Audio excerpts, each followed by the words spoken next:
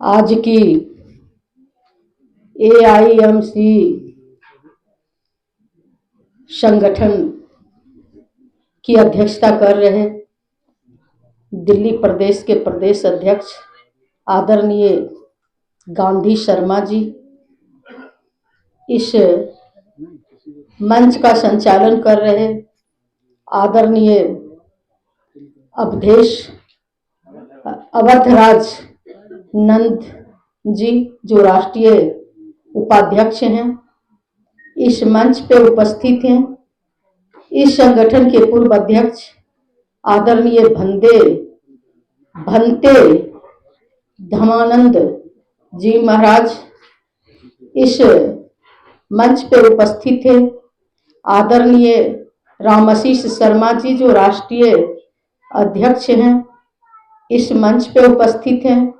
आदरणीय doctor GS Rajauria साहब, आदरणीय लाडू सुलेरकर साहब, जो गोवा के राष्ट्रीय महासचिव हैं, यहाँ पे उपस्थित है। हंसराज जी, जो एग्जीक्यूटिव इंजीनियर हैं।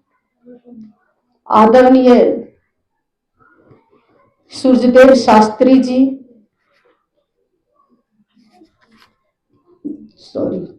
आदरणीय चंद्रपाल सिंह जी, सूर्यदेव हमारे पुरखा थे। आदरणीय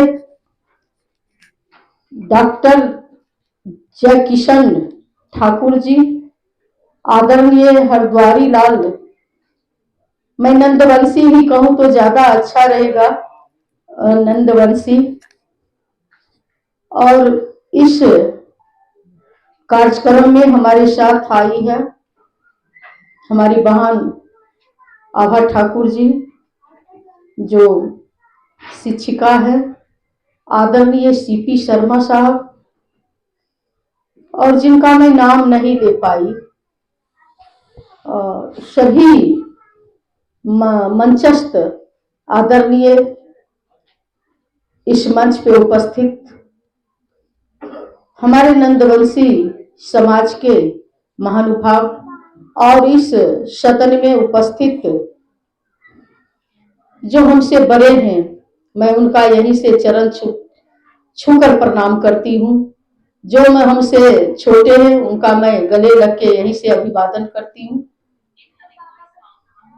साथियों, मैं बोलने से पहले जो हमारे पुरखा का मंच पे फोटो लगाया गया है, चाहे वह फोटो सूर्यदेव शास्त्री जी का हो, चाहे जननायक कर्पूरी ठाकुर जी का हो, चाहे भिखारी ठाकुर जी का हो, चाहे आदरणीय हमारे जो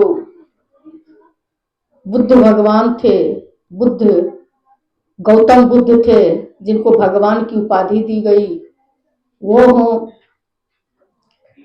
सभी, चाहे इस देश के गरीब गुरुओं के हितैषी, गरीब गुरुओं के बारे में जो बहुजनों के सुख सुविधा के लिए आजीवन संघर्ष करते रहे, संविधान निर्माता हमारे भीमराव अंबेडकर साहब हो, मैं सभी अपने पुरखा के चरणों में श्रद्धा सुमन अपनी ओर से, अपनी पार्टी की ओर से अर्पित करती हूँ।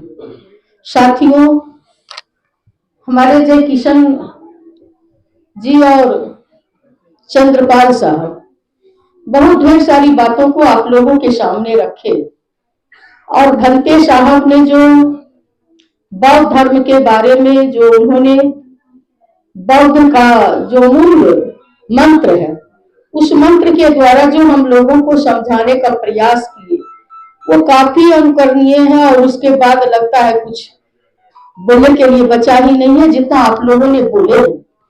मैं उन सारी बातों का समर्थन करते हुए मैं भी कुछ कहना चाहती हूँ। भंते साहब, गौतम बुद्ध जी जो भगवान के रूप में आए, सारे सुख सुविधा को छोड़ करके, मैं आज के डेट में कहना चाहती हूँ कि आज गौतम को आंखों में आंसू, महावीर हैरान है इस देश की धरती पर कर्दम का तूफान है। यहाँ धर्मराज धिक्कारे जाते, यहाँ धर्मराज धिक्कारे जाते, शकुनी को सम्मान है, इस देश की धरती पर कर्दम का तूफान है। तो इस समय जो स्थिति है, जो हकीकत है इस देश का, वो हम बहुजनों के खिलाफ है, जिसकी कल्पना बाबा भीमराव अंबेडकर ने किए, जिसकी कल्पना गौतम बुद्ध ने किए, और बाबा भीमराव अंबेडकर को जो प्रताड़ना मिला, जो छुआछूत का जो व्यवस्था उस समय थी, जो उनको सामना करना पड़ा, जिसके वजह से उनको लगा कि किस हिंदू की बात करते हैं, अगर हिंदू से हिंदू छुआता हो, अपने से ऊंचे हो, नीचे वाले से छुआता हो, तो ऐसे धर्म में रह करके मैं क्या करूंगा। इसीलिए उनको बुद्धम शरणम गच्छामि होना पड़ा। अगर उनके साथ ये दुर्व्यवहार नहीं होता तो शायद नहीं होती। और देश आजादी के बाद जान के आश्चर्य होगा कि देश आजादी के बाद जब महात्मा गांधी ने बोले कि हरि को भजे सो हरिजन होई, छुआछूत मंदिर और मस्जिद सबके लिए खुला रहेगा, तो उनको भी अपनी जान गंवानी पड़ी। तो बहुजनों की बात आज के डेट में भारत की धरती पर जो भी लोग करेंगे, यहाँ बहुत सारे पार्टियों के लोग आए होंगे, ये पार्टी फीलिंग की बात नहीं है, लेकिन अगर अपने आप में आप टटोलेंगे तो लगेगा कि मेरी पढ़ाई लिखाई, मैं जो कुछ करना चाहता हूं या चाहती हूं, तो ये समाज का वर्चस्व आज भी उतना ही है जितना कल था, बशर्ते कि आज चूंकि मैं बिहार से आती हूं और बिहार की धरती, तो मैं उस धरती से आती हूं। मेरा जन्म दुर्भाग्य कहिए ऐसे गांव में हुआ जहां बहुत बड़े सामंतशाहियों की वो धरती है, जहां भोला सिंह जैसे लोग एमपी हुआ करते थे, जिनके आगे में हम लोग के बाप दादा को सामने से जूता पहन के या अच्छा कपड़ा पहन के गुजरने की ताकत नहीं थी। कोई भी बेटा बेटी का शादी ब्याह करने के लिए अगर जाता कहीं, तो उनको मैल कुचल कपड़ा पहन के गांव से, जो गांव घर में पहनता है, निकलना पड़ता था। और कई गांव को जब बाहर चले जाते थे तो बरियार में जाकर के मैल कुचल कपड़ा को झोला में रख के, हो सकता है उस समय अटैची और वीआईपी नहीं होगा, झोला में रख करके उस गांव जाते थे, और जब आते थे तो गांव से पहले ही खोल करके तब उस गांव में आते थे। मैं उस गांव, उस बेगूसराय की धरती से उस गांव में जन्म ली। क्या समझते हैं, उर्मिला ठाकुर एक दिन में पहुंच गई, काफी संघर्षों का सामना करना पड़ा। अगर जगनायक कर्पूरी ठाकुर नहीं होती तो शायद ये उर्मिला ठाकुर नहीं होती। जगनायक कर्पूरी ठाकुर हमारे गांव में भाषण देने के लिए गई, मैं क्लास 4 में पढ़ रही थी, भाषण सुनाया, एक कविता सुनाई, जिस तरह से लड़की अभी सुनाई उसी तरह से मैं भी सुनाई थी। ठाकुर की बेटी थी, पिताजी का 5 बेटा बेटी में एक मैं भी बची थी, लड़का के तरह ही रखते थे, आज भी मेरा ड्रेस वही रह गया। उन्होंने बेटा के तरह ही रखे और बहुत बोर्ड रखे कि कोई भी अगर हमें मारता तो शायद मैं पीछे नहीं रहती, क्योंकि वो धरती का ही वैसा डिमांड है कि वहां अगर भारत में अगर पाकिस्तान और चाइना कहे कि मेरे पास हाइड्रोजन बम है, तो इधर से परमाणु बम दिखाना भारत की मजबूरी है। उसी तरह से बेगूसराय की धरती पर भी अगर जीना है तो आपको उस लेवल में जीना पड़ेगा, तभी आप वहां रह सकते हैं। तो उस समय उन्होंने बहुत बड़ा कहानी है, लेकिन उन्हीं के कृपा से जब मैं मैट्रिक कर गई तो बाद में चूंकि गरीब घर में जन्म लेने के कारण मैं टीचर्स ट्रेनिंग में चली गई, फिर वहां से पॉलिटेक्निक में भी हो गया, साइंस कॉलेज में 10वां पोजीशन था। उनके ही कृपा से उन्होंने ही मेरा इंजीनियरिंग कॉलेज में एडमिशन कराए, कई प्रकार के मुख्यमंत्री स्टाइपेंड, मेधा स्टाइपेंड, गरीबी छात्रवृत्ति, कई तरह के स्टाइपेंड। आज अगर जननायक जी जिंदा होते तो शायद रामनाथ ने होते, उर्मिला ठाकुर होती। ये उनका शिक्षा, और मैं जिस जननायक जी का चरण छू के यहाँ तक आई हूँ, मैं जननायक तो बन नहीं सकती, वो देव मतलब मानव के रूप में देव पैदा लिए थे, वो तो नहीं बन सकती, लेकिन उनके राह पर मैं सोचती हूँ कि 10 कदम चल लेंगे तो शायद उनका जो सोच था मेरे प्रति और मेरा भी जीवन सार्थक हो जाएगा। इंसान को इस धरती पर रहना नहीं है, आया है सो जाएगा राजा रंग फकीर, हमेशा उच्च सादा जीवन उच्च विचार के तहत आपको संघर्ष करना होगा, तभी हम मुकाम पे जा सकते हैं।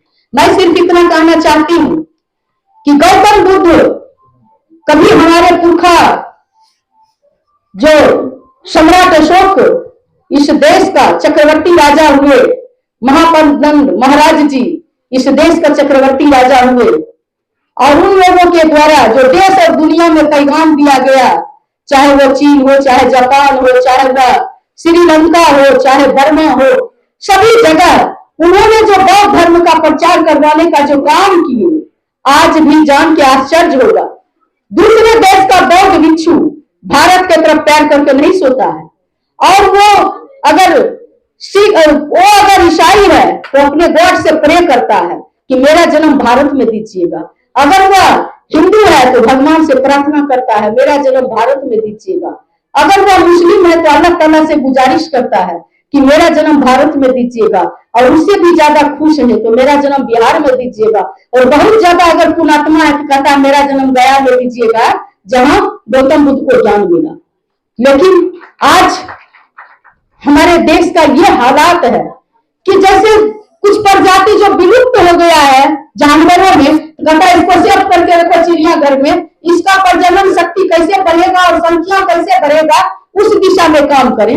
उसी तरह से आज अगर कोई व्यक्ति लोगों को देश में धर्म के नाम पर, जाति के नाम पर, संगठन के नाम पर इतना ठगा गया है कि विश्वास ही नहीं हो रहा है, नेतागिरी के नाम पर।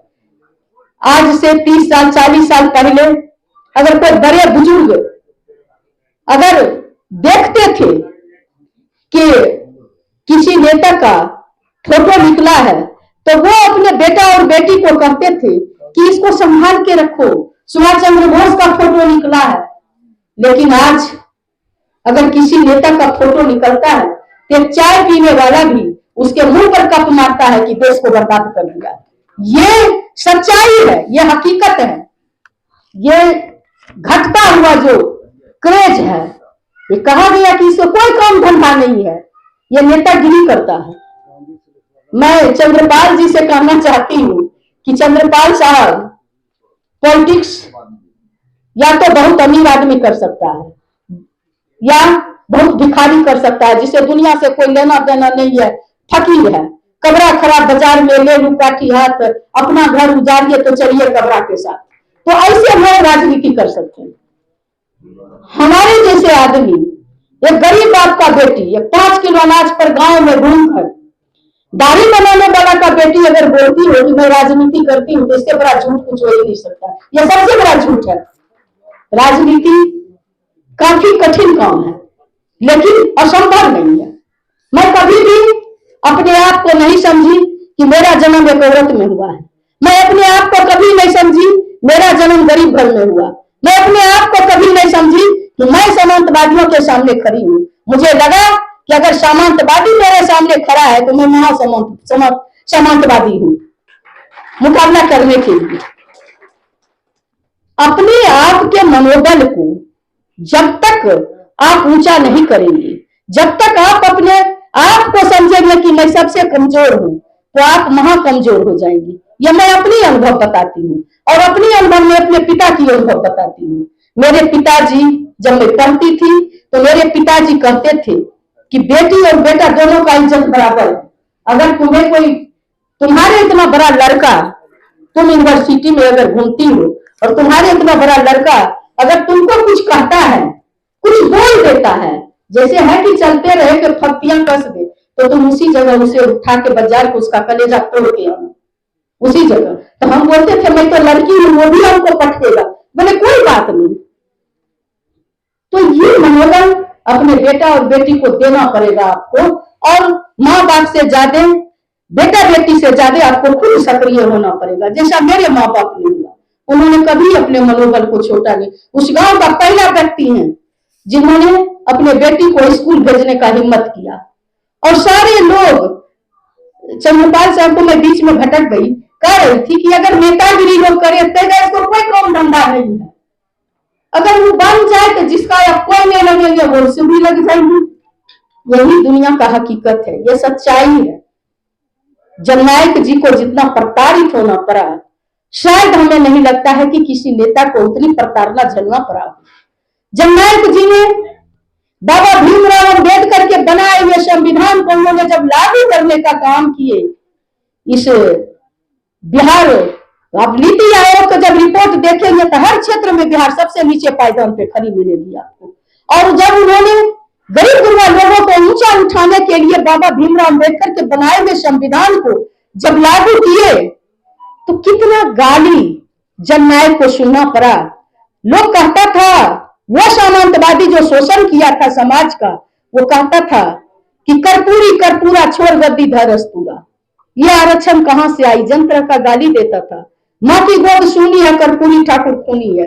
हमारे जननायक को खूनी तक का भी लोगों ने कहने से नहीं नवाजा। जननायक हमेशा, चूंकि मैं अति पिछड़ा समाज से आती हूं, उन्होंने ही बनाए थे बैकवर्ड और फॉरवर्ड। बैकवर्ड में भी बैकवर्ड बनाए थे अति पिछड़ा, और उसमें नाई समाज अति पिछड़ा समाज में शामिल किए गए थे। तो उस समय उन्होंने 12% आरक्षण देने का काम किए थे अति पिछड़ा भाइयों को, जिसकी आबादी इस देश और बिहार राज्य में सबसे ज्यादा है। और उन्होंने कई ऐसे लोगों को राजनीति में आगे करने का काम किए जिसका समाज में कोई जगह नहीं था। धनवान हो सकते थे। मैं उर्मिला ठाकुर उस गांव की बहुत अमीर बाप की बेटी हो सकती थी, मैं पढ़ी लिखी हो सकती थी। आज मैं पटना जेडी वुमेन्स कॉलेज में केमिस्ट्री की प्रोफेसर हूँ। मैं बहुत अमीर बाप की बेटी हो सकती थी, पढ़ी लिखी हो सकती थी, लेकिन 90 से पहले अगर 90 में बाबू लालू प्रसाद यादव का बिहार की धरती पर उदय नहीं होता तो ये उर्मिला ठाकुर आपके सामने कुर्ता पहन के भाषण नहीं दे रही होती। यह मानसिक आजादी बाबू लालू प्रसाद ने देने का काम किया।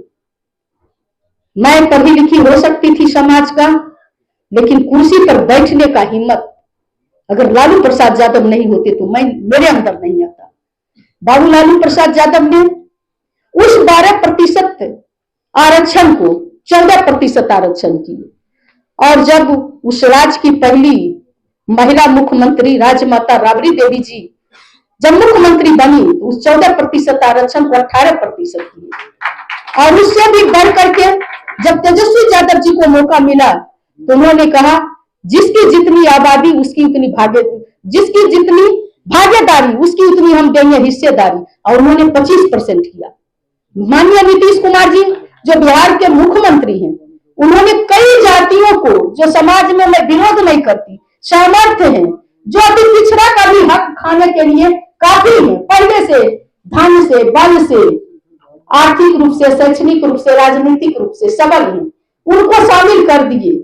क्योंकि नेता लोग तो वोट बैंक की राजनीति करते हैं, मैं भी किसी पार्टी में हूं, लेकिन आरक्षण का सीमा नहीं बढ़ा, कोटा नहीं बढ़ा। उस 18% को बाबू लालू प्रसाद यादव उस समय कहे थे कि जो मेधा सूची से आएगा वो मेधा सूची में जाएगा, जो आरक्षण से आएगा आरक्षण में जाएगा। बहुजन के लोगों की बात को समझ होनी चाहिए, वो चीज आज खत्म कर दिया गया। और इतना ही नहीं, आज के डेट में जो 25% आरक्षण और पूरे आरक्षण को मिलाकर के 75% किया गया, जिसमें 10% मोदी जी के द्वारा दिया हुआ प्रगतिशील समाज का भी आरक्षण शामिल है, उस आरक्षण को 9वीं अनुसूची में शामिल करने के लिए भेजा गया, लेकिन नहीं किया गया।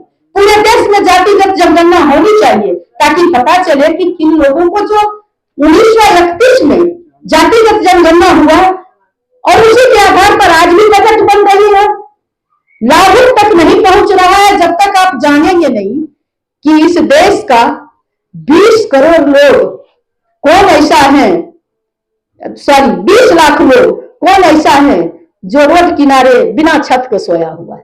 कौन ऐसे लोग हैं जो भीख मांग रहे हैं, कौन ऐसे लोग हैं जो मंदिर के आगे कटोरा लेके, मस्जिद के आगे कटोरा लेके बैठा हुआ है, कौन ऐसा लोग है जो नाला साफ कर रहा है। किनको लाभ मिलना चाहिए, लेकिन वो व्यवस्था इस देश के नेता को फुर्सत नहीं है करने का। और जो आरक्षण की व्यवस्था है इस देश में, जो महिला आरक्षण की बात जहां तक कहा गया है कि हमारे चंद्रपाल साहब कह रहे थे कि डॉक्टर लोहिया ने कहे कि सभी वर्ग की महिला को आरक्षण मिलना चाहिए। वास्तव में जिस देश की जो देश ज्यादा प्रगतिशील है, विकसित है, वो देश में महिला को शायद कम आरक्षण भी दे तो काम चलेगा, लेकिन जो देश विकासशील है वहां तो सब महिला पिछड़ी हुई है। कहीं अगर बड़े घर की है वहां बड़ा शोषण है, बड़े ढंग का संघर्ष है, जो छोटे घर की है वो छोटे ढंग का संघर्ष है, लेकिन संघर्ष हर जगह है।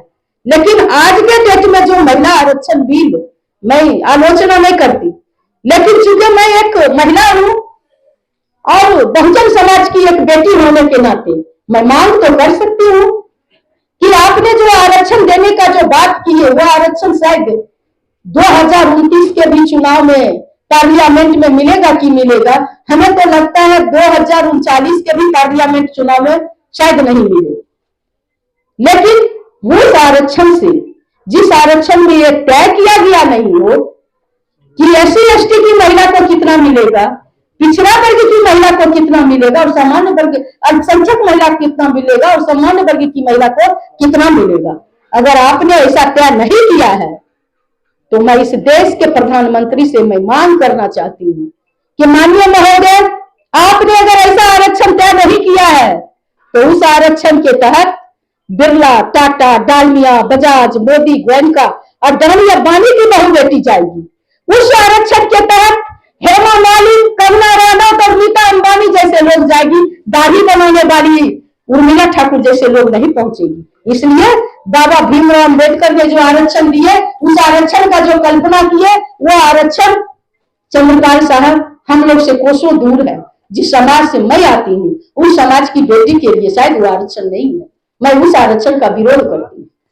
मैं कहना चाहती हूँ आप लोगों को कि अभी जो समाज है, सामाजिक रूप से, शैक्षणिक रूप से, आर्थिक रूप से भी सबल हो जाएंगे, लेकिन अगर राजनीतिक रूप से अगर हम सबल नहीं होते हैं तो बाबा भीमराव अम्बेडकर का बनाया हुआ जो संविधान है वो सारा बेकार है।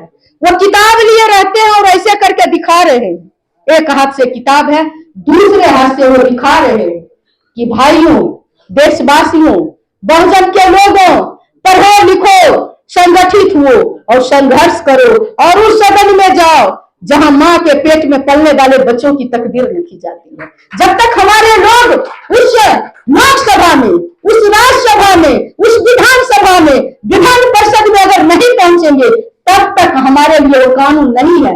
कानून की बात तो उनके लिए है जो सत्ता से बाहर भी रहेंगे, आज तक शासन किए और कल भी करेंगे, लेकिन वहां हमारे लोग अगर पहुंचेंगे तो उस कानून का कानून होना चाहिए, ना कि कानून के आड़ में रह करके हमें जो है लॉलीपॉप दिखा करके पूरा सत्ता का सुख भोग मलाई काटने का काम वो लोग करेंगे जो आज तक करते आ रहे हैं। इसके लिए आप जानते हैं कि हम नाई समाज के लोग, हमारे जो पुरखा रहे, हमारे जो बाप दादा रहे, उनको अंग्रेजों ने ठगने का काम किया। जिस जाति के लोगों ने चोरी करने का काम करता था, जिस जाति के लोगों ने सिक्काठी करके घर में होल करके जा करके रात में चोरी करता था, अंग्रेजों ने सोचा अगर इसी को चौकीदार बना दे तो शायद चोरी रुक जाएगा और उसे आरक्षण मिला और चौकीदार हो गया। लेकिन हमारे बाप दादा पुरखा चिट्ठी पहुंचाते रहे इस घर से उस घर, उस गांव से उस गांव, लेकिन हमें पोस्ट ऑफिस में, डाक विभाग में कोई आरक्षण नहीं मिला। आरक्षण तो हमें मिलना चाहिए था, नाई समाज को मिलना चाहिए था, उसने भी हमें ठगने का काम किया। मैं जय किशन जी और हमारे बैठे हुए जो राष्ट्रीय अध्यक्ष है उनसे और चंद्रपाल जी और आप तमाम लोगों से मैं बताना चाहती हूँ कि मैंने मांग की हूँ। मैंने आदरणीय जिस देश का सबसे युवा और प्रभावशाली नेता जिन्होंने जातिगत गणना करवाने का बिहार में काम किए, तेजस्वी प्रसाद यादव जी, जिन्होंने हमें आरक्षण बढ़ाने का काम किए, जिन्होंने हमें हक देने का काम किए, उनको, उनके द्वारा मैं कहना चाहती हूँ कि मैं कही हूँ कि जिस तरह से और आयोग का गठन है सर, अगर आपकी सरकार आती है तो हमारे केस कला आयोग का भी गठन होना चाहिए और बिहार में केस कला आयोग हमारा अलग होना चाहिए, जहां सिर्फ और सिर्फ नाई समाज के लोग जाएंगे, बैठेंगे, अपने हक की बात करेंगे। हमारा क्या है, हम लोगों ने कई गालियां हमारे बाप दादा पुरखा के समय से लेकर हम लोग के टाइम में गालियां सुनने का काम किए, ठाकुर की बहु बेटियों को शादी विवाह में गाली दिया जाता था। हम लोगों ने काफी संघर्ष करने का काम किया। जननायक जी को भारत रत्न मिले, पटना से लेकर के कर्पूरी ग्राम, मैं उस कॉलेज में 12 साल प्रोफेसर रही। जननायक जी के पितुंजिया जो गांव था, बाबू लालू प्रसाद यादव ने उस पितुंजिया गांव को कर्पूरी ग्राम करने का काम किए। वो राजपूतों का गांव और बहुत विरोध हुआ, उसके बावजूद भी वो रहा। उसके बाद हम लोगों ने पैदल चल के पटना से वहां तक गए कि भारत रत्न मिले। और यहाँ पर भी आए थे कई लोग होंगे, चंद्रपाल साहब और गांधी फाउंडेशन में भी हमारी मीटिंग हुई थी कि भारत रत्न मिले। जंतर मंतर पर धरना देने का काम किए थे, राष्ट्रपति से मिलने का काम किए थे कि जननायक जी को मिले। और युवा नेता जो बिहार के भावी मुख्यमंत्री है तेजस्वी प्रसाद यादव जी ने, उन्होंने कहे जब नए भवन का निर्माण हुआ विधानसभा का और देश का प्रधानमंत्री नरेंद्र मोदी जी गए, तो उन्होंने पहला बात रखे कि इस राज्य का जो गुदरी के लाल हैं जननायक जी, उनको भारत रत्न दिया जाए। उसके बाद ही और तेजस्वी प्रसाद जी ने मांग किए और राष्ट्रीय जनता दल के हर मैनिफेस्टो में जब भी उनका जयंती और पुण्यतिथि होती है, हर